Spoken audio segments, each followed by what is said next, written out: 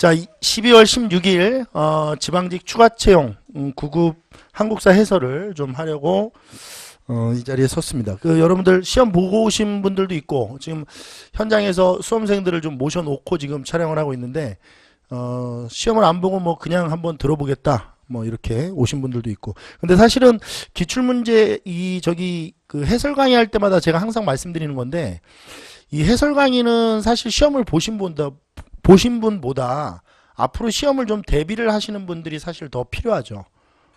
어떻게 출제가 되는지, 뭐 방향이라든지, 그 다음에 내가 여태까지 잘 공부를 하고 있었는지, 뭐 이런 것들을 좀 점검하는 데 필요하기 때문에, 좀 매우 좀, 유익한 시간이 될 수 있도록, 좀 한번 노력을 해보겠습니다. 좀 급하게 치느라고, 이게 A책형 시험을 본 친구분 거를 지금 이제 그분은 파일이 아직 안 올라와 있는데, 지금 시간이 정확히 2시거든요. 근데 이게 아직 파일이 4시에 올라온대요. 정답 파일은 1시에 올라오고 이 문제지 파일은 4시에 올라온다고 그래서 이 사람이 지금 수기로 친 거거든요. 이거를 쳐서 지금 바로 보내서 전송을 해서 제가 지금 설명을 하는 거라서, 지금 여기 계신 분들은 또 시책형 문제지를 가지고 계세요. 그거는 좀 뭐 팔자련이 감안을 하시면서 그게 들으시면 될 것 같습니다. 미리 좀 말씀드릴게요. 이따가 이제 정리를 좀 총평을 좀 할 텐데, 문제는 쉬웠다. 저번 국가직 추가 채용에 비해 문제는 좀 쉬웠다, 평이했다 이렇게 보이고, 한 문제 정도 이렇게 좀 껄끄러운 문제가 있어요. 한두 문제 정도 있는데, 그 문제는 이따가 얘기를 하겠지만, 이의 제기가 받아들여질 수 있도록 해야 되는 문제입니다. 그럼 이의 제기가 받아들여지지 않으면 뭐 저로서는 19년 강의가 필요가 없다 이렇게 얘기할 정도로 어떻게 설명을 불가능한 거예요. 그러니까 이의 제기가 안 받아들여지면 설명이 불가능하다.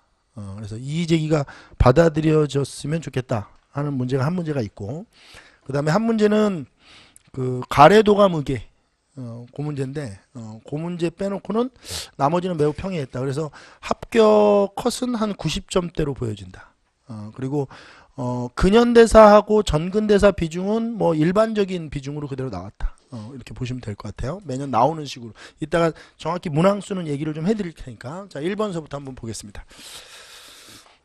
신라 민정문서 문제입니다. 근데 신라 민정문서 할 때마다 제가 주의하라고 하는 게 있어요. 수업을 할 때 아예. 민정문서 할 때 주의해라 라고 하면서 써주는 게 있는데, 첫 번째는 뭐냐면 인구는 6등급, 가구는 9등급으로 나눠진다. 인구는 6등급으로 나눠지고 가구는 몇 등급으로? 9등급으로 나눠진다. 근데 이게 자꾸 어떻게 돼서 나온다? 이게 뒤집어져서 나온다. 그래서 요거 조심해라 이렇게 얘기했었고, 그 다음에 두 번째는 이 민정문서는 그 지역의 촌주가 3년마다 작성한 것이다. 그래서 지방관이 작성하지 않았다.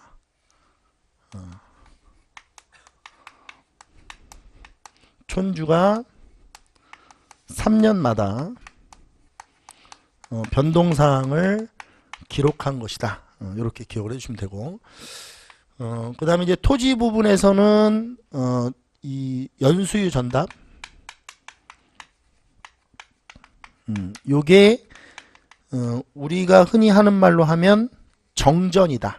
이게 전체 토지의 한 97%를 차지하고 있는. 그 다음에 뭐 내시령답, 촌주위답, 내시령답, 관모전답, 뭐 마전도 있는데 마전은 생략하고요. 요 세 개는 좀 기억해야 될 게, 이게 마을 사람들이 공동 경작한다. 그래서 시험 문제 가끔씩 소작을 짓는다라고 나오는데 그러면 틀린다. 소작을 짓는 거는 지주가 소작농에게 빌려주고 소작료를 걷는 건데, 이건 그런 게 아니고 마을 사람들이 공동으로 경작해서 수확량을 다 이 앞에 있는 사람한테 갖다 주는 거예요. 그러니까 이건 촌주에게 갖다 주고, 이거는 내시령에게 갖다 주고, 이거는 관청에게 갖다 주는 그런 토지거든요. 그러니까 마을 사람들이 공동 경작해서 수확량을 그냥 갖다 주는 것이기 때문에 이거는 소작을 짓는다고 하면 안 된다. 이런 게 이제 주의를 좀 해야죠. 이런 것들 몇 개 좀 주의를 하시면 됩니다. 자, 한번 보죠. 알 수 있는, 여기 걸릴 거예요. 여기에 보통. 일반적인 문제는 다 걸리거든요. 요 정도 안에. 인구를 중시하여 소아의 수까지 파악했다. 이게 인구를 6등급으로 나눈 것은 연령으로 나눈 거거든요. 연령으로. 그러니까 0세부터 뭐 몇 세까지 이런 식으로 이렇게 가는 거거든요. 근데 이게 소자, 뭐 추자, 조자 이런 식으로 나누는데 이게 소자가 정확히 몇 살부터 몇 살까지인지에 대한 정확한 기록은 없어요. 그냥 추정을 하는 거지. 0세부터 5세까지다 이렇게 추정을 하는 거거든요. 그러니까 소아에 대한 기록이 있습니다. 이렇게. 이건 연령별로 기록하는 거니까. 이건 뭐 쉽게 정리가 되죠. 그 다음에 내시령과 같은 관료에게 토지가 지급되었다. 이게 내시령답 얘기하는 거죠. 그 다음에 촌락의 경제력을 파악할 때 유실수의 상황을 파악하겠다. 이 유실수라고 하는 것은 이 숫자가 나무 숫자예요. 그러니까 열매를 열게 하는 나무, 열매가 열리는 나무거든요. 그래서 가축수, 유실수 이런 것들이 다 파악이 됐었죠. 생산 자원이라고 할 수 있는 것들은 다 기록이 되었다. 이렇게 보시면 됩니다. 촌락을 통제하기 위해서 지방관으로 촌주가 파견돼. 이건 말 자체가 안 되는 거죠. 지방관으로 촌주가 파견돼. 촌주는 그 지역에 살고 있던 토착민을 임명하는 거예요. 그냥. 토착민을 임명하는 거지. 지방관이라고 하는 것은 중앙에서 뭐 하는 거예요? 파견하는 거거든요. 촌주는 파견되는 사람이 아니에요. 그냥 임명되는 거지. 그러니까 이제 이 문제는 결국 민정문서 작성해서 촌주가 어떤 역할을 하느냐 뭐 이런 걸 묻는 건데 이 민정문서를 작성한 촌주는 뭘 한 사람이 아니다라는 거예요. 파견된 사람이 아니다. 정답은 4번이 정답입니다. 옳지 않은 것은. 정확하게 그냥 이 안에 걸리는 문제죠. 자, 그 다음에 2번으로 넘어갈게요. 자, 지금 여기다 하나씩 쓸까요? 이 민정문서가 여기다 한번 볼게요. 우리가 선사를 하나 쓰고 고대를 쓰고 고려, 중세 대신 고려라고 쓸게요. 그 다음에 조선 전후기를 합쳐서 조선이라고 쓰고 에이 바보 모자르다 또. 선사, 고대, 고려, 조선, 그 다음에 근대, 그러니까 조선 전후기 다 합쳐서 얘기하는 거예요.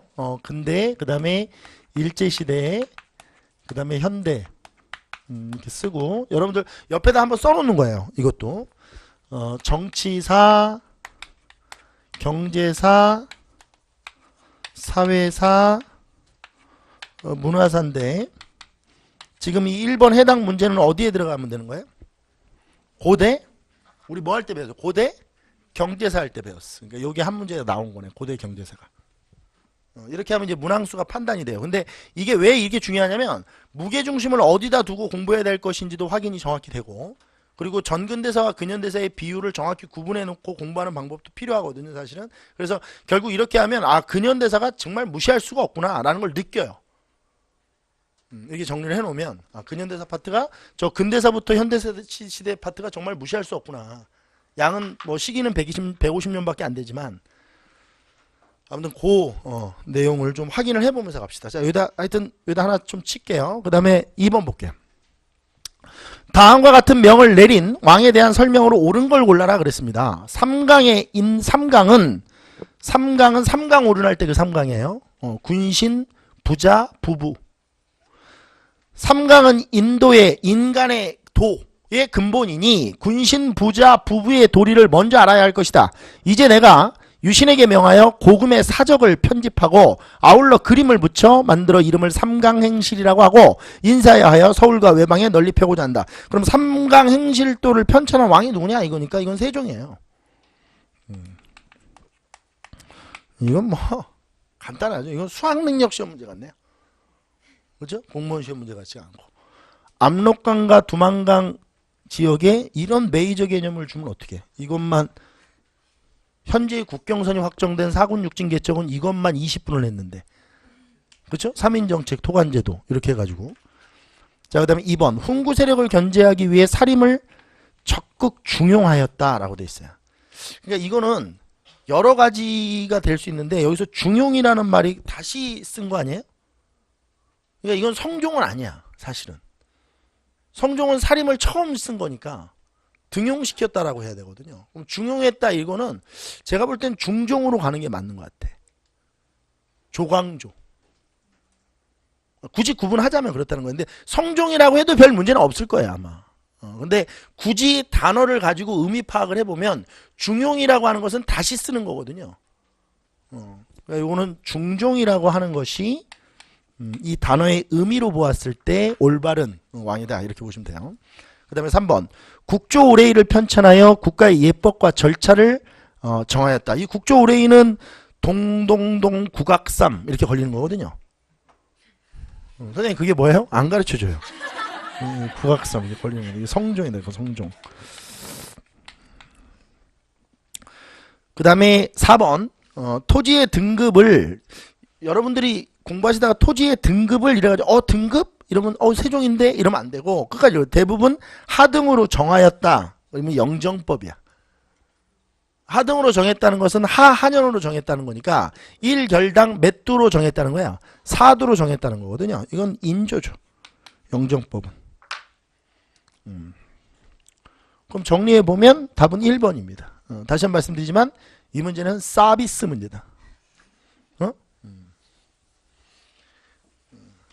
글과 종이를 구분할 수 있느냐?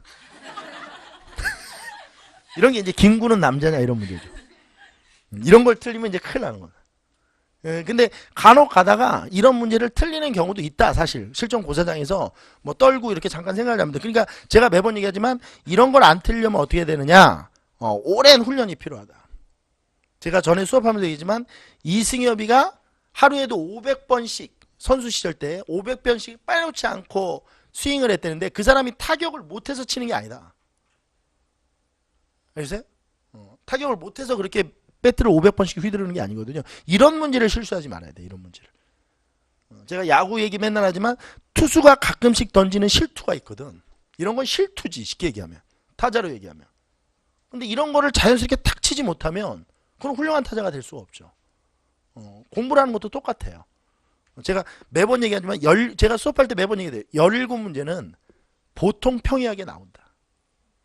이렇게. 이 평이하게 나오는 17문제를 틀려서는 방법이 없다는 거예요. 정말 까다로운 문제를 틀리는 거는 그건 어쩔 수 없잖아요. 사실 자기 능력 밖의 일이니까. 근데 이런 문제를 틀리면 방법이 없다는 거죠. 그 다음에 3번. 이것도 뭐 마찬가지죠. 그렇죠?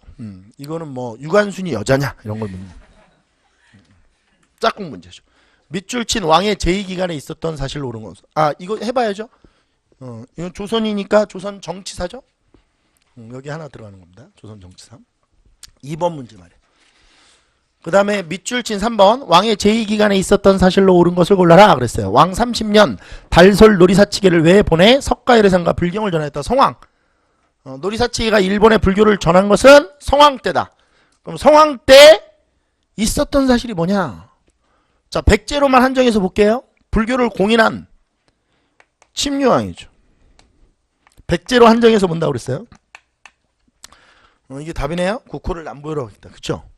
와, 백제 성황의 업적을 물어보는데 국호를 남부여로 바꿨다. 이게 답이야.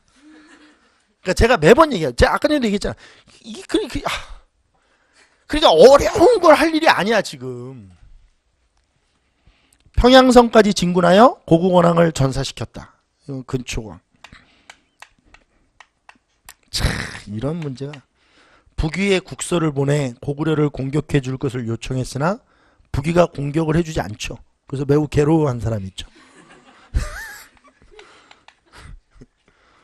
너 못 보던 사이에 바뀌었다. 지금 그렇게 생각하시는 분들이 있을 수 있습니다. 제가 요즘에 바뀌었습니다. 유머 코드를 잃어버렸습니다. 제가. 웃길 수 없는 아주 슬픈. 정답은 2번이 정답입니다. 저기다 한번 체크해보죠. 고대 뭐죠? 고대 뭐? 정치사. 구석기 유적지, 신석기 유적지, 청동기 유적지 열심히 외우고 있었는데 그쵸? 그럼 왜 안 나온 거지? 시간을 거기다 제일 많이 할애한 것 같은데. 제발 그만 좀 외우라고 그랬죠 제가. 자 4번. 이거는 조금 복잡합니다. 이거는 좀 공부를 하신 분들이 맞출 수 있는 문제인데 고려시대 토지 종목 중 이렇게 얘기하니까 참 이상해요. 그쵸? 토지 종류라고 해도 되는데 종목 중 기억에 해당하는 것이 뭐냐 이렇게 물어봤어요. 자, 원종이 나왔어요. 이 원종은 이게 무신직공기 마지막 왕이거든요.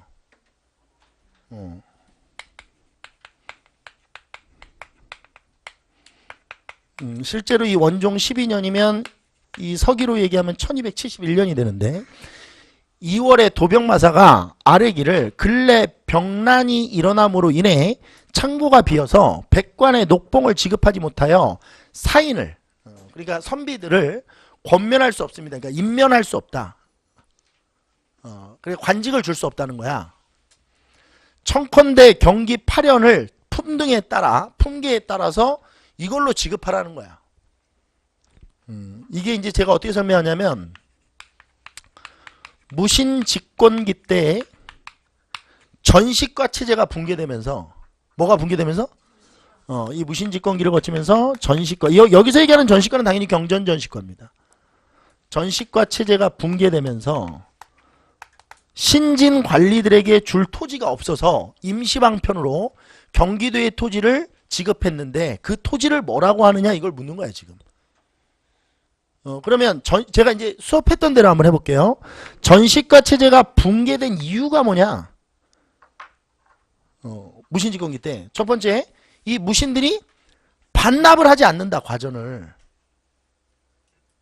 반납해야 신진 관리들에게 줄 토지가 생기는데 경전전시과 때는 현직 관리만 받으니까 퇴직을 하면 당연히 자기가 가지고 있던 과전을 어떻게 해야 하는데 반납을 해야 되는데 과전을 반납하지 않으니까 신진 관리가 오면 줄 토지가 없는 거야. 과전 미반납. 그 다음에 두 번째는 이것도 재밌는데 농장을 확대해 가니까 제가 관리들에게 주는 토지는 그 주인이 누구 걸 준다고 그랬어요. 농민이 소유하고 있던 토지를 관리들한테 과전으로 주는 건데 귀족들이 이걸 소유해버리면 이걸 줄 수가 없거든요. 그러니까 이제 무신들이 농장을 확대해가는 과정에서 줄 토지가 없어지는 거예요. 무신의 농장 확대.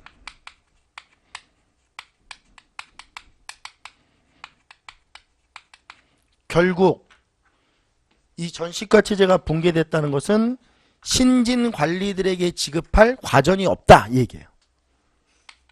새로운 관리들에게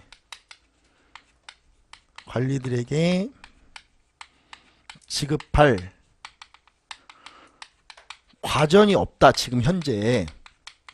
그래서 과전이 없어서 임시방편으로 국가가 거뒀던 그러니까 조를 국가가 거뒀던 땅, 그 땅이 바로 경기도거든요. 서울 주변이니까 이 경기도에 전부를 줄 필요는 없고 경기 8현의 땅을 신진 관리들한테 지급할 수 있도록 해라. 이게 바로 녹과전이죠.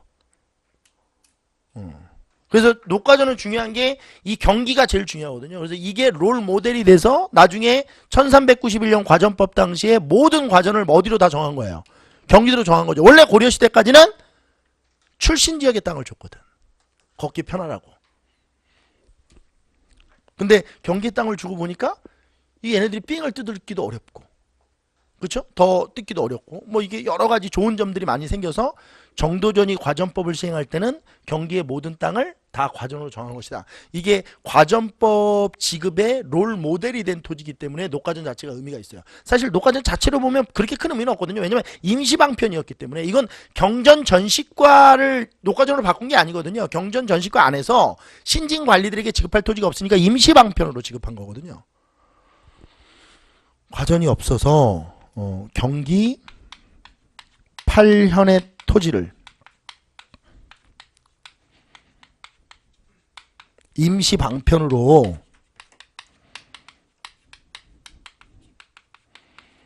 지급을 한 건데 이거를 녹과전이라고 한다.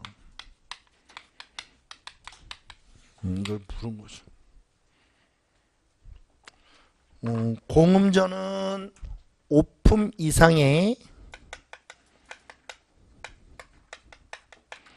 고위 관리들에게 주었던 세습 토지라서 제가 이해하기 편하게 뭐라고 했냐면 그냥 소유권을 준 토지로 기억해라. 그래서 이거는 당연히 뭐가 가능했다? 세습이 가능했다. 수조건이 아니니까. 이건 세습이 가능한 땅이다. 구분전은 하급 관리의 유가족이나 누구의 유가족? 하급 관리의 유가족이나 군인의 유가족들에게 지급한 것이다. 하급 관리의 유가족이나 혹은 군인의 유가족들에게 지급한 땅이 구분전이다. 녹가전이 맞고, 사패는 이게 줄사자인데 이 사패가 뭐냐면 개간 허가서 같은 거예요. 그러니까 개간 허가서를 발급받아서 자기가 만든 땅, 이걸 사패전이라고 해요. 그러니까 일종의 농장 같은 거죠. 자기네들이 개간을 해서 땅을 늘리는 건데, 사패라고 하는 것은 개간 허가서다. 이렇게 개간 허가서를 발급받은 후에 만드는 땅을 뭐라고 한다? 사패전이라고 한다. 그러니까 이거는 소유권 토지죠. 이건 수조권과는 전혀 관계가 없어요. 그래서 정답은 3번이 정답이다. 어디다 쳐야죠? 고려 경제사 한 문제가 나왔네. 그렇죠? 고려 경제사가 한 문제 나온 거.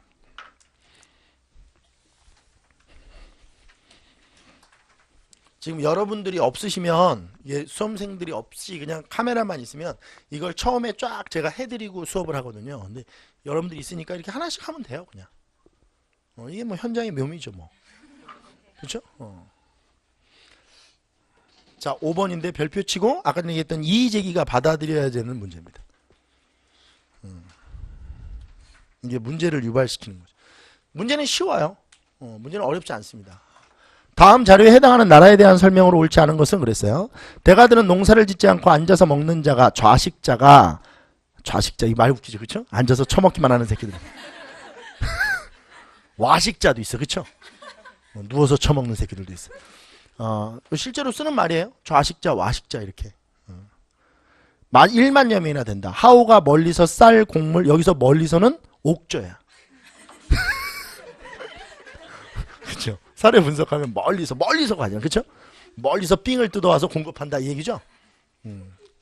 큰 창고가 없고 집집마다 작은 창고가 있어. 이런 걸 이제 오타라고 하는 거예요. 급히 친 거죠. 이거 이해해줘야 돼, 알겠어요? 일부 재밌네요, 그렇죠? 창고가 있어. 근데 발음대로 한 거죠. 국어 시간도 아닌데. 창고가 있어. 부경이라고 부른다. 고구려입니다. 고구려. 자, 어렵지 않은데요. 어렵지 않아요. 1번에 우제전법. 그쵸? 이건 앞뒤 부분을 뭐 얘기할 필요 없어요. 그러니까 전쟁이 뭐 나갈 때, 전쟁이 일어날 때, 뭐 이럴 때 우제전법을 쳐서 승패를 예측하거나, 이건 기륭화복을 예측하니까, 여기서 기륭이라는 것은 전쟁에서 이기면 기리고 전쟁에서 지면 흉이니까 이건 승패를 예측하는 것과 같은 거죠. 근데 정답이 이걸로 돼 있더라고요. 옳지 않은 걸로. 그러니까 이거는 아마 정답을 체크한 사람이 부여라고만 우길 거예요. 근데 우리는 다 부여, 고구려 같이 있다라고 했죠. 기본서에도 그렇게 나왔고, 저만 그렇게 수업한 게 아니고. 근데 또 어떤 책에는 부여고로만 여러 번 기출이 됐나 봐요. 근데 그거는 제가 우선권이 부여한테 있는 것 뿐이지, 제가 고구려에도 우제전법이 있느냐 이렇게 물어보면 있다라고 해줘야 되거든요. 이건 제가 볼 때 출제한 분의 오류입니다. 이거는 이의 제기가 가능할 것이다. 그리고 이 수업이 끝나면 저도 사이버 고시센터에 올릴 생각이다. 각주를 달아서. 저는 각주를 달아서 올리거든요. 삼국지 우리서 동의전 몇 페이지에 보면 동일하게 소굽점이 있다 이렇게 돼 있거든요. 이거는 빼도 박도, 이건 빼박이다. 근데 이런 문제. 근데 문제는 이의제기가 받아들여질 것이냐 아니냐는 이제 두 번째 문제야. 이 공무원 시험 문제는 아주 독특해서, 제가 저번에도 경찰 문제에서 한번 이걸 당해가지고 쫙 해서 올렸는데 그냥 합격자를 발표해버리더라고요. 아무런 워딩도 없이. 수능처럼 이렇게 이의제기를 받고 이래야 되는데 그냥 읽어보고 이의가 왔구나 뭐 이러는 것 같기도 해. 근데 여러분들이 봐도 선뜻 봐도 이건 말이 안 되는 문제잖아요. 근데 답이 1번으로 돼 있다고 실제로. 정답 표기란에. 2번으로 치신 분들이 꽤 많아요. 근데 이게 보면 거처의 좌우에 큰 집을 지어 귀신을 제사 지내고 이러니까 뭐 이거 사만이다 그러는데 귀신을 제사 지내는 것은 고대 초기 국가의 일반적 특징이에요. 이건 뭐 사만이라고 보기는 어렵습니다. 사만 같은 경우는 이제 소도라고 하는 별입이 있었다는 것뿐이지 이건 일반적인 거다. 귀신에게 제사를 지내는 거. 그리고 영성이라는 게 뭐냐면 이게 이제 별에다 별 영성 그러니까 별자리 같은 데다 이렇게 영을 입혀서 일종의 애니미즘 같은 거죠. 별자리 같은 데다 별에다 이렇게 영을 입혀가지고 이 성자가 별성자고 이게 영영자거든요. 그러니까 별 같은 데다 영을 입혀가지고 여기다 제사를 지내는 건데 이런 것도 초기 국가에서 나타나는 일반적 특징이에요. 그리고 사직에도 제사 지내는 건 당연하죠. 선대 왕들에게 제사를 지내는 거는 일반적인 것들이니까 이거는 사만이라고 보기는 어렵습니다. 근데 아마 이 문제를 낸 사람은 이거를 지금 이제 뭐 당연히 고구려라고 했으니까 이게 옳지 않은 거니까 이걸 부여다 그러고 이건 이제 고구려다라고 했을 텐데 또 우리 문제 푸시는 분들 입장에서는 귀신이 나왔기 때문에 이걸 또 사만이라고 해서 이걸로 체크하신 분들이 많이 있을 거예요. 제가 볼 땐 그래요. 근데 이것도 일반적 풍습이니까 이것도 답이 될 수 없다. 나머지는 다 맞아요. 다 고구려에 대한 설명입니다. 그러니까 이거는 복수 정답도 아니고 이건 모두 정답 처리를 해야 맞는 거예요. 이게 답이 될 수가 없으니까. 옳지 않은 게 하나도 없다는 거죠. 그러니까. 근데 수험생들 입장에서 뭐를 하나 골랐어야 될 거 아니에요. 옳지 않은 거를. 그러니까 모두 정답 처리하는 게 맞는 거죠. 이거. 그 문에 폐물로서 후하게 장례를 치렀으며 돌무지 무덤을 만들었다. 뭐 이거 적석총 만들었다는 것도 맞고 신랑은 처가 쪽에 머물며 자식이 장성한 다음에야 부인을 데리고 본가로 돌아갔다. 이게 서옥제죠. 다 맞는 설명입니다. 정답은 1번으로 돼 있으나 제가 볼 때는 이 제기가 가능한 문제다. 근데 이런 문제는 가끔씩 하나씩 있어요. 실제 공무원 시험 문제. 수능 같지가 않고. 수능은 뭐 이런 문제 나오면 벌써 뉴스에 나오고 난리 났죠. 뭐 수험생 집단 소송 준비 중 막 이래가지고 난리 나는데 우리는 뭐 그냥 한번 저도 한번 해볼 테니까 이런 거는 바로 잡아야죠. 어떻게 됐든 간에. 자, 그다음에 6번입니다. 요거 해야죠. 요것도 요거를 뭐라고 하면 돼요? 우리가 배웠던 대로 하면. 요걸 선사정치로 그냥 넣어버려야 돼. 선사정치로. 그러니까 철기시대 여러 나라로 넣어야 된다고. 그러면 이제 이게 선사가 이렇게 한 문제 나오면 구석기, 청동기 이건 안 나온다는 얘기 알겠어요? 그러니까 이제 구석기 유적지에 미련을 갖지 말라는 거죠. 제발 부탁인데.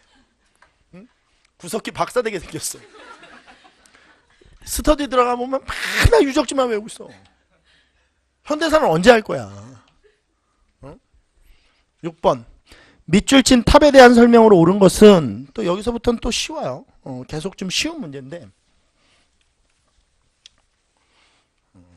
신인이 말하기를 황룡사의 호범룡은 나의 아들로서 범왕의 명을 받아 그 절을 보호하고 있으니 본국에 돌아가 그 절에 탑을 세우시오. 그렇게 하면 이웃나라가 항복하고 9개 주변 나라가 구한이 와서 조공을 하여 왕업이 길이 태평할 것이요 라고 했다. 백제에서 이비지라는 공장을 초빙하여 이 탑을 건축하고 용춘이 이를 감독했다. 이게 황룡사 구축 목탑입니다. 이게 그 자장이라는 사람이 건의를 해서 만들어진 그런 탑이죠. 뭐 키워드가 뭐 여러 가지가 있는데 뭐 황룡사가 키워드겠죠. 자장율사가 건의하였다. 이게 정답이에요. 자장. 선생님 율사는 뭡니까? 승려를 붙이는 말이에요. 자장율사가 건의하여 세워졌다. 돌을 벽돌 모양으로 다듬어 쌓았다? 이걸 어디서 배웠는데? 화강암을 벽돌 모양으로 다듬어서 쌓은 것? 분황사 모전석탑. 모전. 전탑을 모방한 거. 표정이 너나 알지 뭐 그런 표정이네. 분황사 모전석탑. 목조탑의 양식을 간직하고 있는 석탑은 익산 미륵사지 석탑이죠. 그렇죠? 우리나라에서 가장 오래된. 그리고 이 분황사 모전석탑은 신라에서 가장 오래된.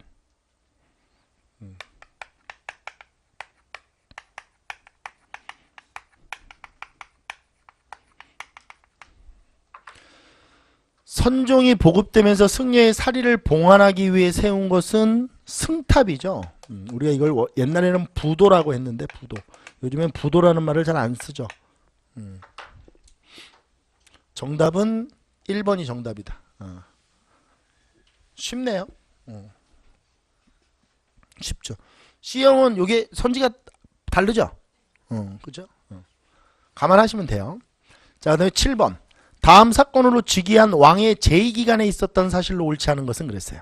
왕의 제2기간에 목종의 모후인 천추태후와 목종의 모후예요.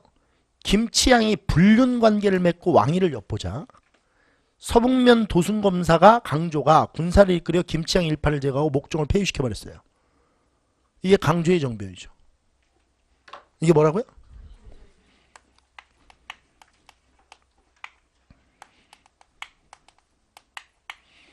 그럼 강조의 정변은 누구를 옹립시킨 거예요? 이 사건으로 즉위한 왕이니까 누구예요? 현종이 옹립된 거죠. 목종을 폐위하고 현종이 옹립된 거 아니에요? 그래서 이것 때문에 2차 거란 침입이 왔잖아요.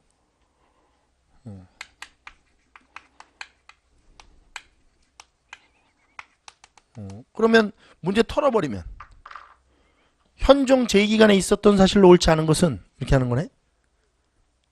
대장경 조판 사업을 시작하였다. 아니야. 발만대장경은 몽골 침입기야. 대장경이 하나밖에 없어? 좀 제발 정신 차려 좀. 응? 아니 이게 문제 풀면서 혼자 그러고 있는 거죠? 발만대장경은 아니야. 역시 공부를 잘했어. 이러면서 틀리는 거지. 지방관이 없는 속군에 간무를 파견하였다. 이 간무는 향, 부곡, 소, 속군, 속현 등지에 파견된 지방관이에요.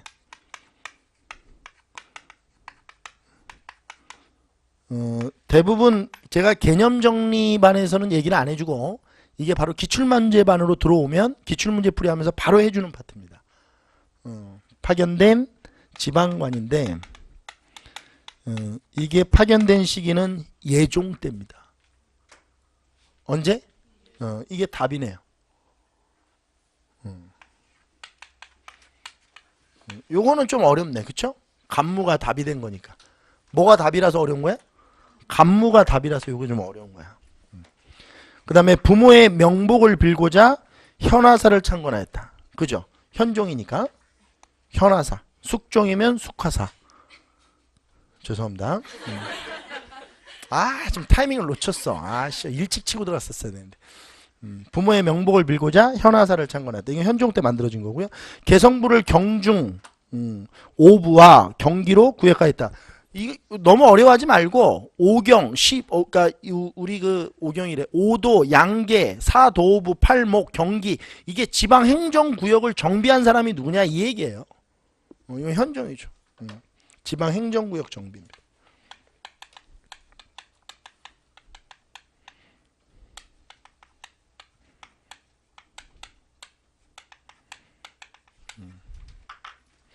그리고 이제 개성도 오부로 쪼갠 거죠. 그러니까 서울도 지금 이 오부는 지금으로 얘기하면 뭐가 되는 거예요? 서울 안을 오부로 쪼갠다는 게 뭐죠? 구로 나눈 거죠. 동작구, 강남구 이렇게 나눈 거예요. 그리고 경기로 구획하였다 이렇게 되는 거죠. 아무튼 지방 행정조직 정비와 관련돼 있다. 이건 현종 때다 이렇게 보시면 돼요. 자, 그다음 8번 보겠습니다. 자, 이게 지금 고려 뭐예요? 고려 뭐예요? 정치사죠? 고려 정치사.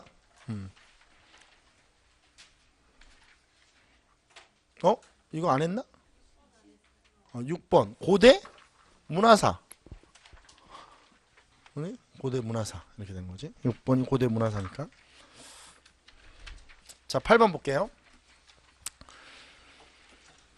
심편제 종 교장 총록을 편찬한 승려가 누구냐? 제가 이 책 이름이 길어서 외우다가 죽은 사람도 있다고 그랬죠.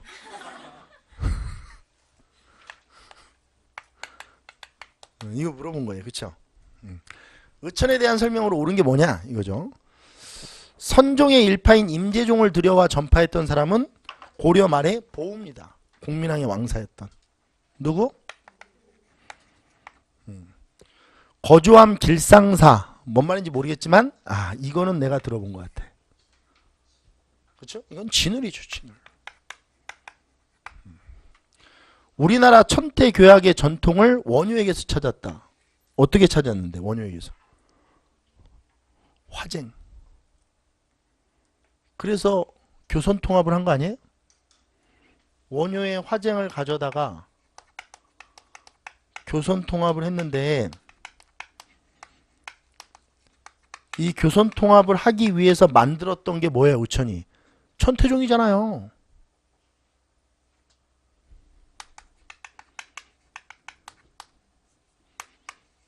이렇게 되는 거죠. 그죠? 개경에 국청사를 건립하고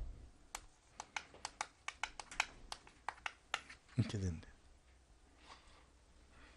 정답은 3번이 정답이다. 원효는 비교할 수 없는 가치다. 모든 승려에 다 영향을 준다. 원효의 화쟁은 의천에게, 원효의 일심은 진울에게. 성송무예 사상을 주장하면서 종단을 통합하려고 했다. 조금 어려운 말이 나왔는데 뭐 이런 왜 꼭 이런 얘기를 썼는지 모르겠지만 이건 이제 균여의 사상이에요. 균여. 그래서 이 무예라는 말이 들어가면 보통 이게 불교의 대중화와 관련되어 있거든요. 그래서 이게 불교의 이 성송무예 사상이 불교의 대중화를 만들어내는데 기여하는데 근데 제가 매번 얘기하지만 성송무예를 몰라도 답은 찾을 수 있어야 돼요. 이 문제 정도는. 3, 4번이 좀 헷갈리는데 이 4번을 고르는 사람은 좀 이상한 거죠. 의천인데 천태가 나오고 원효가 나오는데 이걸 의천이라는 걸 찾았다면 이건 고민 없이 3번으로 골라야죠. 성송무예를 모르더라도. 이 불교의 대중화와 관련된 균여의 것이 하나 있죠. 사실이 보현시본가. 불교 경전을 향가 형식으로 쓴 거. 이게 불교의 대중화에 기여하는 거거든요. 보현시본가. 이게 바로 이 성송무예와 관련되어 있는 거예요. 보현시본가. 성송무예 사상 때문에 보현시본가가 나온 것이다. 이렇게 보시면 돼요. 보현시본가는 다시 한번 말씀드리면 불교 경전을 어떤 형식으로 쓴 것이다? 향가 형식으로. 그러니까 쉽게. 제가 이 얘기를 수업할 때 어떻게 했냐면 어려운 불교 경전을 싸이보고 부르게 한 거죠. 싸이보고. 온라인 스탠드 공연 이런 거 할 때 물 뿌리면서 막 부르게 하는 거야. 사람들이 열광할 수 있도록. 싸이의 온라인 스탠드 공연 못 가봤죠? 저 가봤거든요. 장난 아니에요. 다음날 움직일 수가 없어요. 진이 다 빠져가지고. 정답은 3번이 정답입니다. 그러면 이거는 어디다 넣으면 될까요? 고려 문화사. 고려 문화사에 드립니다. 그렇죠?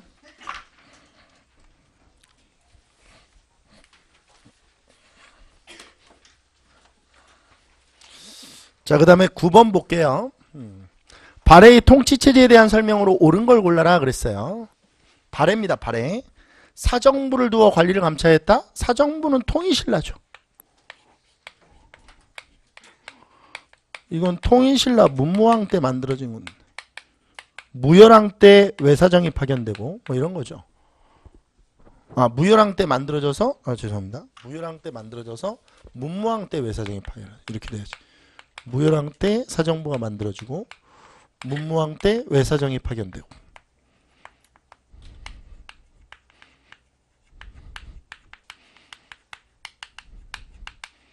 아무튼 이건 신라입니다. 발해 관리감찰기구는 따로 있죠. 발해에서 관리를 감찰하는 기구는 중정대. 뭐래? 이렇게 해야죠. 발해면. 그 다음에 중앙의 핵심 군단인 구서당도 통일신라의 중앙군이죠. 통일신라 중앙군이다. 이것도 잘못됐다.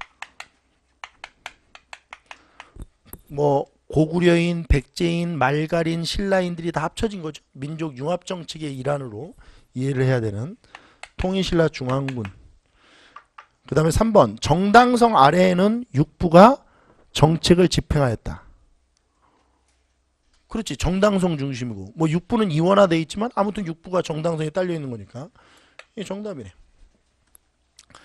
중앙과 지방에 각각 육부와 구주를 두어 구주? 이건 뭐 육부는 뭔지 모르겠지만 뭐 구주. 중앙에 육부. 이건 뭐 맞죠? 근데 이거는 뭐야?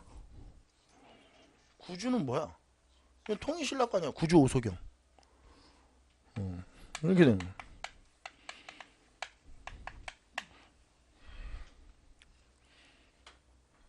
이건 통일신라다. 잘못됐다. 발해의 지방행정조직 한번 해보세요. 선왕 때 만들어진 오경 15부 62주. 그렇지. 이렇게 써놓으셔야지. 오경 15부 62주. 이렇게 오케바리. 정답은 3번이 정답입니다. 몇 번? 3번이. 자, 그 다음에 10번 볼게요. 밑줄 친 인물들이, 이거 체크해야지. 몇 번에다 체크해야죠? 이건 고대 정치예요. 고대 정치. 고대 정치. 발해의 통치 체제를 묻는 거니까. 자, 네, 10번. 밑줄 친 인물이 속한 신분층에 대한 설명으로 옳은 걸 골라라 그랬어요. 진덕여왕 2년 김춘추가 돌아오는 길에 고구려와 순라병을 만났는데 종자인 온군해가 대신 피살되었고 그는 무사히 신라로 귀국했다. 뭐 이거 뭐 읽을 필요 없어. 김춘추, 김주원, 김경신 뭐 이거 다 찐골인데 뭐. 여기 보면 신분층을 물어보는 거잖아. 아버지 김주원이가 왕이 되지 못한 것에 불만을 품고 웅천주 도독이었던 김원창이가 난을 일으켰는데, 그쵸? 아버지 김주원이가 왕이 되지 못한 것에 불만을 가질만 하죠. 비가 와서 못했으니까. 아무튼 진골입니다. 자, 1번서부터 보겠습니다. 관등과 상관없이 특정 색깔의 관복을 입었다? 아니죠. 특정 색깔의 관복을 입는 게 아니고 진골은 모든 관복 색깔을 다 입을 수 있어요. 그렇죠? 황색, 똥색서부터 자색까지 다 입을 수 있는 거죠. 특정의 어떤 관복 색깔이 입는 건 아니에요. 골품제의 모순을 비판해. 왜 비판해? 사랑했겠지, 골품제를. 골품제를 비판하는 건 육두품이죠. 이건 잘못됐어. 죄를 지으면 본관지로 귀향시키는 형법. 이 귀향 형법은 고려의 관리들에게만 적용되는 형법이야. 제가 고려시대 관리들에게만 적용되는 형법 두 가지 있다고 그랬는데. 그렇지, 속동. 그렇죠? 수속법이라고도 하는데 이게 동을 주고 벌금형으로 대체하는 거예요. 그러니까 예를 들어 내가 곤장을 맞아야 되는데 뭐 예를 들어 내가 동을 몇 개 주겠다. 금운동 할 때 동이에요. 이거 몇 개 주겠다. 그럼 면제를 받는 거죠. 대신. 이거는 고려 관리들에 해당된 얘기다. 전혀 관련이 없다. 중앙관부와 지방행정조직의 장관직에 오를 수 있다. 그렇죠. 육두품은 최고 승진 상한선이 뭐 차관 정도 지금으로 얘기하면. 그러니까 장관들은 역임을 못하지만 진골은 장관을 할 수 있다. 이렇게 보시면 됩니다. 정답은 몇 번? 3번이 정답. 아니 몇 번? 4번이 정답이네요. 이거는 뭘로 봐야 될까요? 고대 사회사로 봐야죠. 골품제도를 물어본 거니까. 고대 뭐? 사회사로 봐요. 고대 문제가 집중적으로 출제되고 있네요. 그렇죠? 고대 문제가. 자, 그 다음에 11번 보겠습니다. 다음 사건에 대한 설명으로 옳은 걸 골라라 그랬습니다. 미국이 제너럴 셔머너 사건을 GS 사건, 1번 일명 우리는 편의점 사건이라고 배웠던 거죠. 2명 웃었어요. 그렇게 나온다면. 제너럴 셔머너 사건을 구실로 광성보를 침공하였다. 어제연이 이끄는 신미양요원과 같습니다. 그쵸? 어제연 장군이 나왔으니까 조선군은 격렬히 항전했지만 미군에 패하고 말았다. 그러나 조선 정부는 굴복하지 않고 결국 미군은 물러났다. 자, 신미양요입니다. 그럼 신미양요에 대한 설명으로 옳은 걸 찾아라. 이렇게 되는 거죠. 자, 신미양요는 일단 1871년에 일어난 거예요. 조선책략에 대한 반발로 발생한 게 아니고 조선책략은 들어온 시기 자체가 언제 들어오는 거예요? 이거는 몇 차 수신사로 갔던? 2차 수신사로 갔던 김홍집이가 가지고 들어오는 거 아니에요? 2차 수신사로 간 시기가 1880년이에요. 그럼 이게 유포된 게 80년대 이후 80년 이후일 텐데 이건 말도 안 되는 소리죠. 그렇죠? 김홍집이가 일본에 간 게 몇 년이에요? 1880년이잖아요. 이건 1880년 이후에 유포되는 거니까 이거에 대한 반발로 발생한 사건이라고는 볼 수가 없죠. 이거에 대한 반발로 발생한 사건은 우리가 알죠. 이만손의 영남 만인소 사건이에요.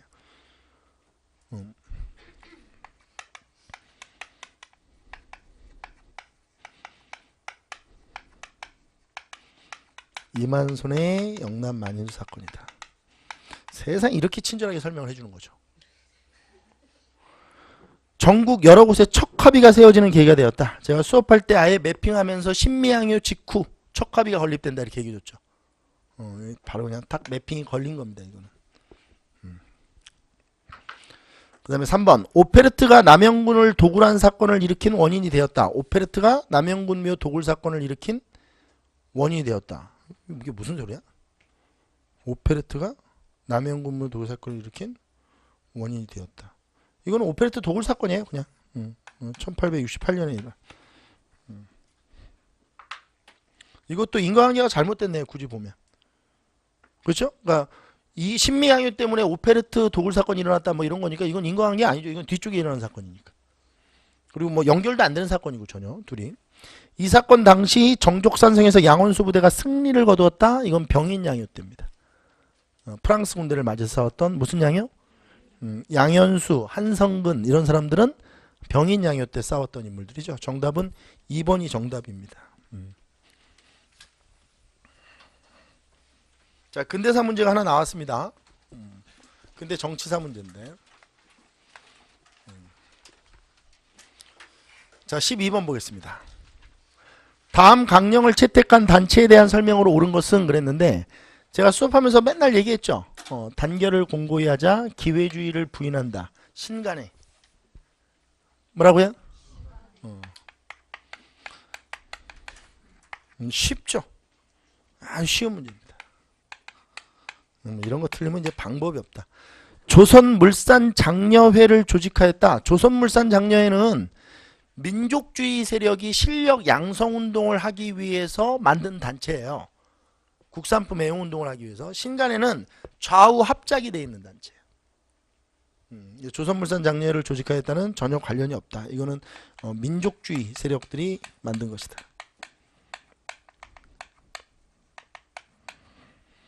한글 맞춤법 통일안을 제정한 것은 조선어 학회. 이것도 관련이 없죠. 암태도 소작쟁이를 주도적으로 이끌었다? 암태도 소작쟁이를 이끈 거는 소장농이겠죠. 죄송합니다. 농담한 거고요. 이게 1923년에 일어난 거기 때문에 그 목포 신안군의 암태도에서 소작쟁이가 23년에 있는데 이것도 인과관계가 성립이 될 수가 없죠. 그렇죠? 신간은 27년에 만들어진 거고 이걸 주도할 리가 없습니다. 광주학상인운동 때 진상조사 활동을 펼쳤다. 이게 정답이에요. 광주학상인운동이 29년이네 펼쳐지죠. 실질적으로 신간회가 위기를 맞는 것은 이 광주학상인운동 때 진상조사단을 파견하면서 일제의 이제 압박이 시작되기 시작하죠. 아무튼 정답은 4번이 정답인데 이게 일제시대가 한 문제 나왔습니다. 신간회는 일제시대사 문제입니다. 자, 13번으로 넘어갈게요. 다음 글의 기억에 해당하는 것을 골라라 그랬습니다. 국내외에서 줄기차게 전개된 독립운동은 연합국이 한국의 독립을 약속하는데 영향을 미쳤다. 1943년에 미국의 루즈벨트 대통령과 영국의 처칠 수상, 중국의 장제스 총통은 한국인의 노예적 상태에 있음에 유의하여 적당한 절차를 밟아 인듀 코스. 제가 현대사 하면서 유일하게 쓴 영어예요.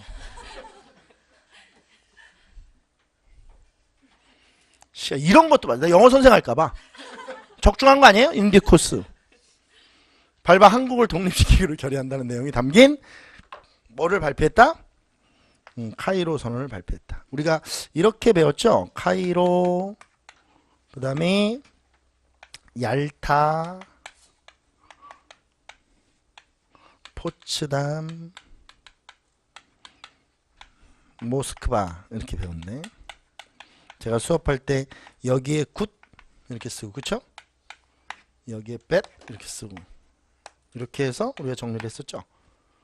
이건 우리나라에게 좀 긍정적으로 영향을 미친 사건들이고 이거는 우리나라 역사에 좀 부정적인 영향을 미친 국제 회담들이다. 뭐 제가 그렇게 설명을 해드렸던 것 같습니다. 뭐 나머지는 다 잘못됐어요. 뭐 이건 그냥 이렇게 골라야지. 뭐 이건 다 문제 아니라는 거니까.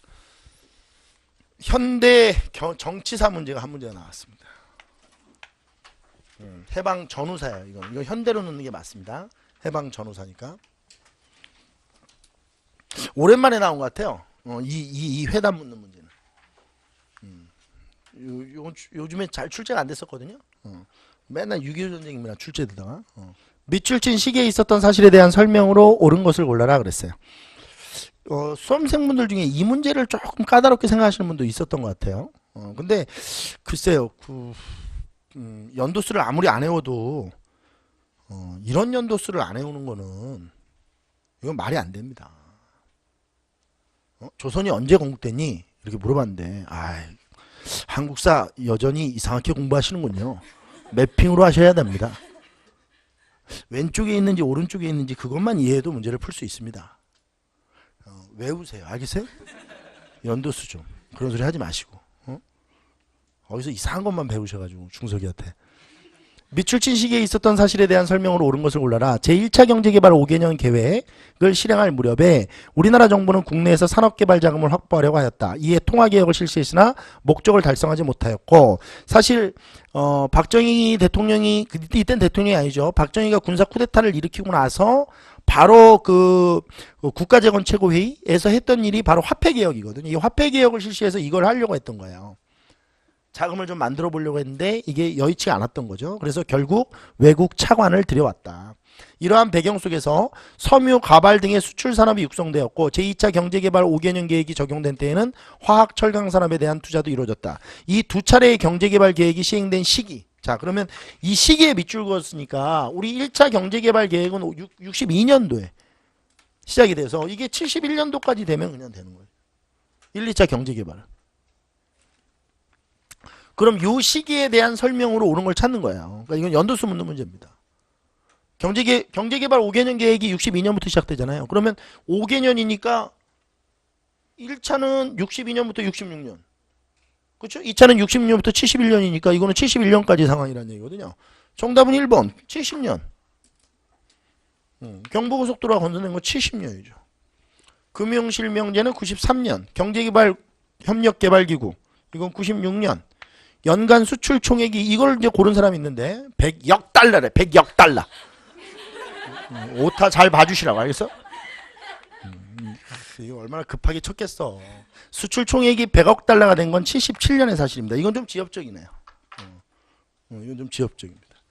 71년에 10억 달러 수출 총액이 77년에 100억 달러니까 이게 뭐 10배씩 뛰는 거죠. 6년 만에. 정답은 1번이 정답입니다. 현대 뭐가 나온 거죠? 지금 이게 13번이 이거고 14번이 현대 경제사 문제가 한 문제가 나온 거예요. 그쵸? 현대 경제사 문제가. 15번. 자, 아까 전에 처음 시작할 때 얘기했던 요게 좀 까다로울 수 있는데 제가 이 의계에 대한 설명인데 선생님 가래도감이 뭐예요? 가래도감은 몰라도 돼요. 여기 보면 가래도감이 뭔지 써 있어요.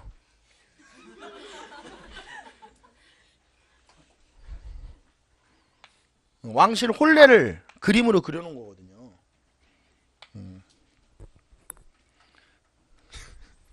써야지 또.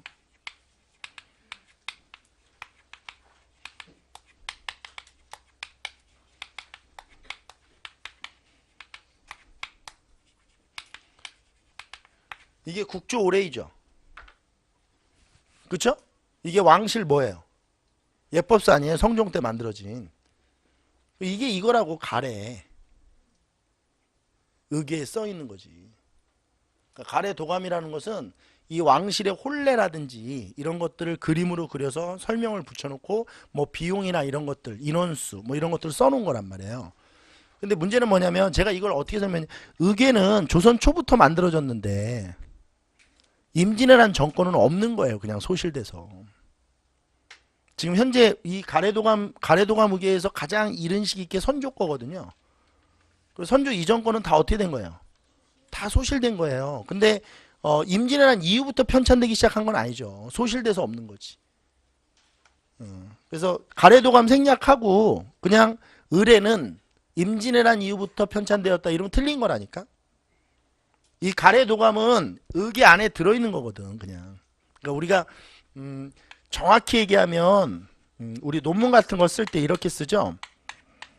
이게 지금 여기 문제로 나와서 이런 건데 이렇게 돼야 되는 거죠.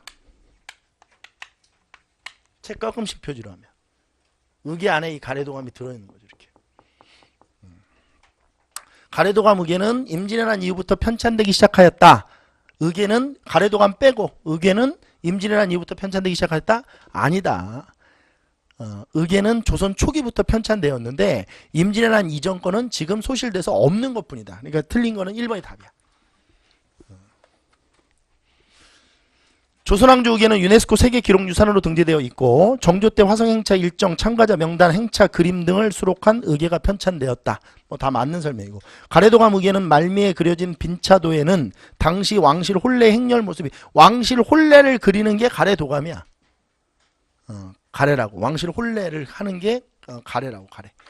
정답은 1번이 정답입니다. 이거는 조선 문화사가 나온 거야. 조선 뭐? 문화사가 나온 거죠. 그리고 보시면 알겠지만 이렇게 문화사가 지금 땡땡땡 이렇게 3개가 나왔죠. 이러면 좀 그래도 문제를 좀 제대로 내려고 안배해서 내려고 한 거예요. 문화사가 이렇게 나온다는 거는. 그러니까 이렇게 해놓는 게 의미가 있어요. 이렇게 해놓는 거나 안 해놓는 거는 천양지차예요. 이번 지방직 추가채용 문제는 어땠구나 라는 거는 이 안에서 나오는 거예요. 이 안에서. 자, 그 다음에 16번입니다.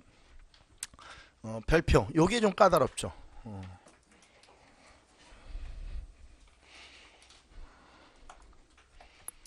요 문제를 많이 틀렸을 것 같아. 근데 요 문제는 제가 미리 얘기하면 틀리라고 낸 거예요. 이건 뭐 방법이 없어요. 그냥 틀리라고 낸 거예요. 조선 후기 평안도에 대한 설명을 옳지 않은 것은 평안도가 어디죠?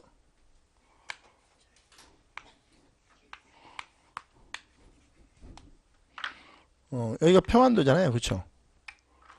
조선 후기 평안도에 대한 설명을 옳지 않은 것은 평안도 사람들은 서북인이라고 차별받았다. 이래서 홍경래의 난이 일어나는 거 아니에요?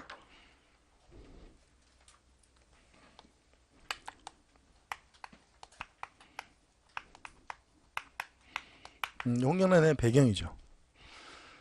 두 차례의 호란 직후 사회가 불안정해져 인구가 급감하였다라고 되는데 자 보세요. 정묘호란 때 인조가 어디로 피난을 가요? 인조가 어디로 피난 가요? 강화도로 가요? 병자호란 때 인조가 어디로 피난 가요? 남한산성으로 가죠. 그러니까 이 호란은 어디를 공격한 게 아니에요. 평안도를 공격한 게 아니에요. 그러니까 인구가 줄어들 리가 없어요. 그리고 실제로 조선 후기가 되면 상공업이 육성되기 때문에 이 지역은 상공업 진흥 지역이거든요. 그래서 생산성이 높아서 조선 후기 때 인구가 줄어드는 지역이 아닙니다. 그러니까 문제는 뭐냐면 호란 때 이 지역을 공격하지 않아요. 실제로. 그리고 물론 이 지역에서 정봉수, 이립 뭐 이런 사람들이 정묘호란 때 항전도 하고 뭐 임경업 장군이 뭐 이렇게 항전도 호란 때 하고 하지만 이 지역 때 호란 직후에 사회가 불안정해서 그러니까 이거는 인과관계도 잘못됐어요. 이것도 잘못됐고 그리고 인구가 급감하지도 않고 그리고 이들이 주 노렸던 타켓은 어디예요? 서울이에요. 서울. 바로 서울로 들어가는 거죠. 이게 답이에요. 그러니까 이건 다시 한번 얘기하지만 틀리라고 낸 거예요. 이런 걸 수험생이 어떻게 찾습니까? 이건 뭐 기본서에도 안 나와 있는 거고. 기본서를 백날 뒤져보세요. 이런 게 있나? 영정조 때 들어서 문과 합격자 중 평안도 출신의 비중이 높아졌다. 이걸로 고른 사람이 많겠죠. 그래서 홍경래의 난으로 연결시키고 이러는 거죠. 근데 영정조 때 들어서는 평안도 사람들을 차별하지 않아요. 차별이 없었어요. 차별은 언제 시작되는 거냐면 세도정치 때 시작되는 거예요. 본격적 차별은. 정조 죽고 나서. 선생님 왜요? 제가 그냥 우스갯소리 할까요? 영정조는 그런 왕이 아니에요. 알겠어요? 지역적 차별을 하고 학력으로 사람을 뽑고 너 어느 학교니? 이런 거 물어보는 사람이 아니라고. 이 둘은 서울을 뽑는 사람인데 지역을 차별했겠어요 이 사람들이? 실질적으로 홍경래난이 일어나는 배경은 순조 때부터 세도 정치가 시작되면서 그 세도 정치하는 인간들은 그런 인간들이죠. 그쵸? 너 학교가 어디니? 넌 고향이 어디니? 응? 부모님 뭐 하시니? 이런 거 물어보고 뽑는 새끼들이죠. 확 때려야 되네. 다시 한번 얘기하지만 영종조는 그런 분들이 아니다. 이거 어려워요. 사실 제가 지금 우스갯소리로 얘기해서 그렇지 수험생분 입장에서 고사장에서 이 문제를 딱 맞닥뜨리면 아마 어려웠을 거예요. 그래서 제가 두 문제 얘기한 거예요. 두 문제. 많으면 두 문제. 그래서 90점이 넘어야 적어도 합격 컷이 만들어질 것이다. 중국과의 무역량이 증가하면서 의주, 평양, 정주 등지의 상인들은 많은 부를 축적하였다. 뭐 그랬겠죠. 여기가 상업 발달 지역이니까 당연히. 대표적인 만상이 있는 곳 아닙니까? 만상. 그 다음에 평양의 유상 뭐 이런 놈. 자, 요거는 뭐라고 봐야 돼요? 조선 사회사로 봐야 됩니다. 조선 사회사. 사회 모습을 물어보는 거예요.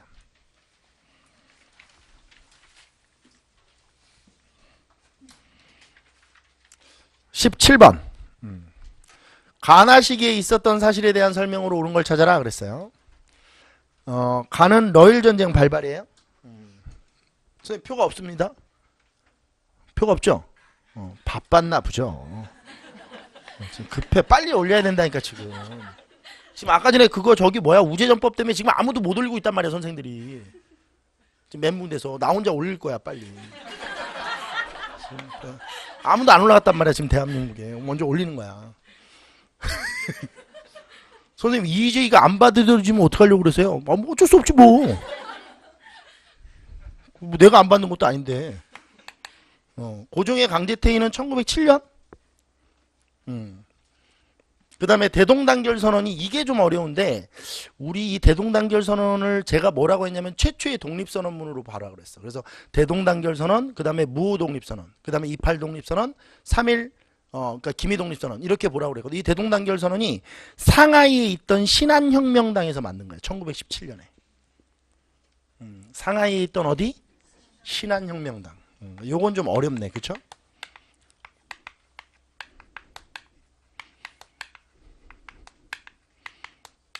요게 1917년이거든. 그러니까 이거는 이걸 못 찾으면 아마 못 풀 거야. 1917년을 못 찾으면 이건 풀 수가 없지. 연결이 안 되니까 잘. 그럼 한번 볼게요. 이건 이제 끼워 넣는 거니까. 관민공동회는 헌의육조가 1898년에 나온 거니까 이거는 뭐 말이 안 되는 거죠. 런륜이 발발한 게 1904년이니까. 간은 아니죠. 이 전이죠. 그 다음에 독도를 울릉군 관할로 한다는 내용의 대한제국 칙령 41호가 공포된 것은 1900년이에요. 이것도 안 되네. 그쵸? 전이네. 런전쟁 발발 전. 나 일제가 백오인 사건을 일으켜 윤치호 등을 체포하였다. 이게 신민회가 해체되는 이유죠. 1911년. 아이고 여기 정답이네. 여기 정답이에요. 여기 정답. 일본인 메가타가 메가타 최대한 얍삽하게 발음해달라고 그랬죠. 메가타 재정고문으로 부임하여 화폐정리 사업을 시작하였다. 부임한 건 1904년, 화폐정리 사업 시작한 건 1905년.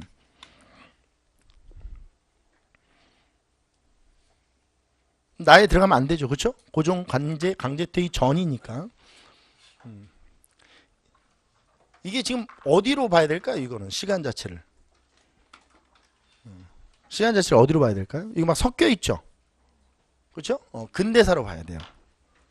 제가 수업한 걸로 하면 국권 피탈 과정에서도 다 배웠던 거니까 이건 근대 정치사로. 근대 정치사가 한 문제가 나왔습니다.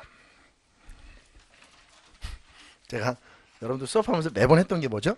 결국은 승부처가 어디다? 근현대사다. 백날 유적지 외우고 있어봐라. 결국은 근현대사에서 승패. 제가 매번 수업 시간마다 하는 거 아니에요? 결국 근현대사가 결정을 짓는 거예요. 18번. 조선 후기 사상 동향에 대한 설명으로 옳은. 옳은 좋습니다. 오랜만에. 저희 딸이 옛날에 받아쓰기를 이렇게 했었는데 말도 더럽게 안 듣네 요즘에. 이렇게 받아쓰기 한 애가 말도 안 들어요. 제 기억. 서울 부근의 일부 남인 학자는 천주교를 수용하였다. 그렇습니다. 서학의 천주교로 바꾼 것. 이게 이제 경기 남인이죠. 무슨 남인? 경기 남인. 일부 남인. 경기 남인이죠. 서울 부근. 여기 부근이 이게 그대로 하면 경기 뭐 이런 데가 아니야. 한자로 그지? 기억이 많네요. 니은 정조는 기존의 문체에 얽매이지 않는 신문체를 장려한 게 아니고 정조는 문체 반정을 일으켰죠. 폐사소품체로 규정해서 신문체 사용을 금지했어요. 낄낄빠빠 이런 거 쓰지 못하게 한 거죠. 그렇죠? 백 뭐 이런 거 못 쓰게 하는 거예요. 이 문체 반정, 문체 반정. 이건 아닙니다. 디귿 복상 기간에 대한 견해 차이로 예송이 전개되었다. 그렇죠. 맞죠? 뭐 쉽게 나오네요. 리얼 노론과 남인 간의 인성과 물성 논쟁이 전개되었다. 제가 인물성 동론, 인물성 이론, 호랑 논쟁은 노론 내부에서만 일어난 거예요. 이건 매번 나오는 기출입니다. 어디 내부에서만? 노론 내부에서만. 안 돼. 정답은 기억과 디귿이 정답입니다. 2번이 정답이죠. 이거는 조선 후기 문화사니까 조선사라고 보면 돼요. 조선 문화사. 그렇죠. 천주교도 나오고 뭐 조선 문화사. 여기다 문화사에다.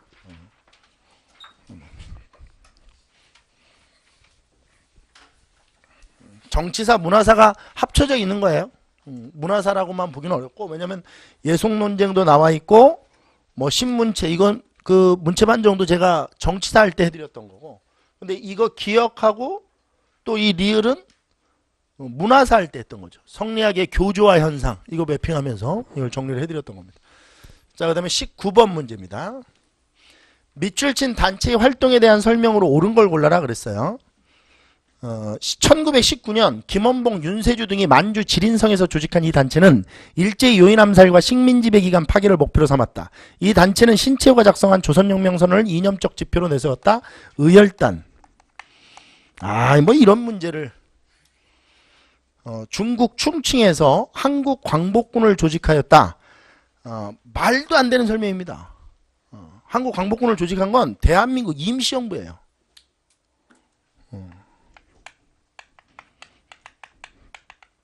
선생님, 의열단의 김원봉이 한국 광복군에 42년에 편입되니까 그래서요. 전혀 상관이 없는 거죠, 그거랑.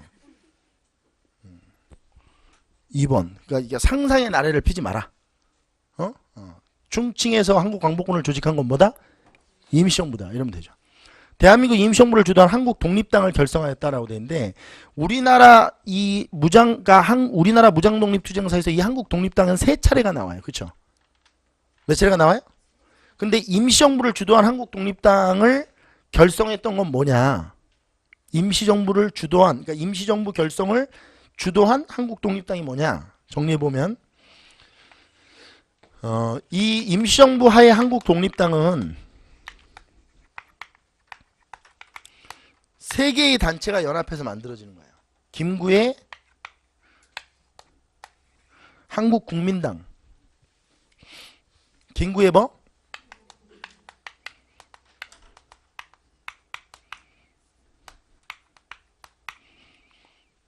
그 다음에 조수왕의 이름이 같은 한국독립당.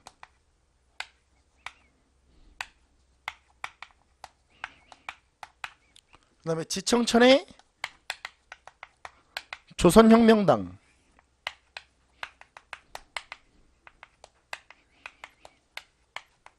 중요한 거는 이 한국독립당이 임시정부 임시정부의 여당인데 이거를 우리가 뭐라고 배웠냐면 민족주의 세계 정당이 연합했다 이렇게 배웠어요. 중국관 내 민족주의 세계 정당이 연합해서 한국 독립당을 만들었다.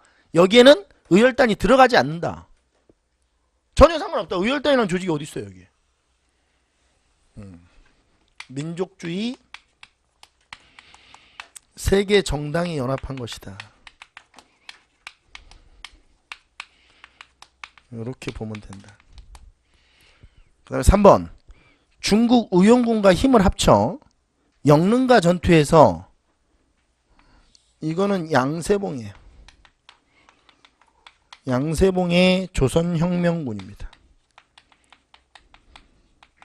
1930년대 초반 한중연합작전을 펼쳤던 양세봉의 조선혁명군이다. 영릉가 흥경성전투 이렇게 되는 거죠. 이 단체에 속한 김익상이 조선 총독부에 폭탄을 투척한 게 맞습니다. 김익상은 바로 의열단원이죠. 4번이 정답입니다. 제가 수업 시간에는 전체 의열투쟁 역사를 쭉 정리를 해드립니다. 4번이 정답이다. 마지막 문제입니다. 자, 이거는 뭐죠? 이거는 일제시대죠? 일제시대 독립운동사 정치사로. 지금 근대부터 일제시대까지 몇 문제가 나온 거죠? 하나, 둘, 셋, 넷, 다섯, 여섯. 그러면 20번 문제도 이것도 현대사니까 7문제네요. 그러니까 일반적으로 출제되는 방식이 그대로 나온 겁니다. 제가 여러분들한테 수업할 때도 근현대사가 최근에 계속 몇 문제를 유지하고 있다? 7문제 정도를 유지하고 있다. 많으면 8문제, 적으면 6문제다. 플러스 마이너스 1문제 정도 차이가 유지하고 있는데 7문제면 엄청난 거예요. 여기에 다 몰려 있는 거야.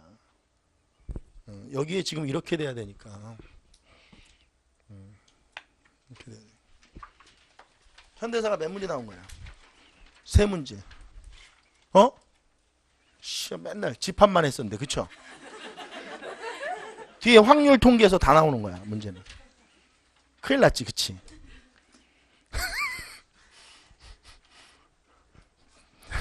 다음 사실들을 시기순으로 바르게 나열한 것은, 이런 거는 이제 문제가 조금 지저분하고, 왜냐하면 지저분한 내용들은 설명할 건덕지가 전혀 없죠. 이건 사실관계를 순서대로 나열하는 거니까.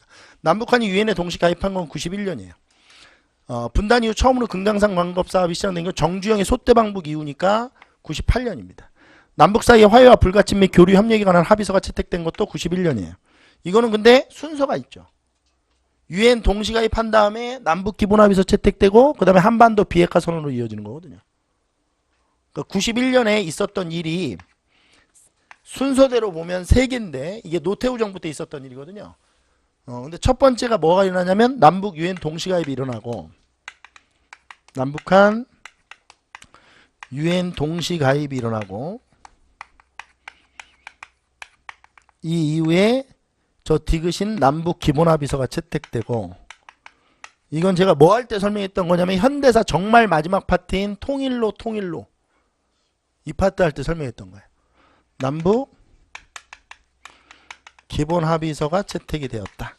그리고 이 이후에 한반도 비핵화 선언이 채택된다. 이게 다 91년도의 상황이에요.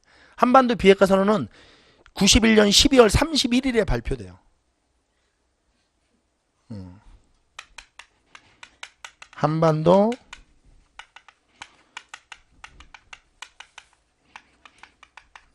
비핵화 선언이다.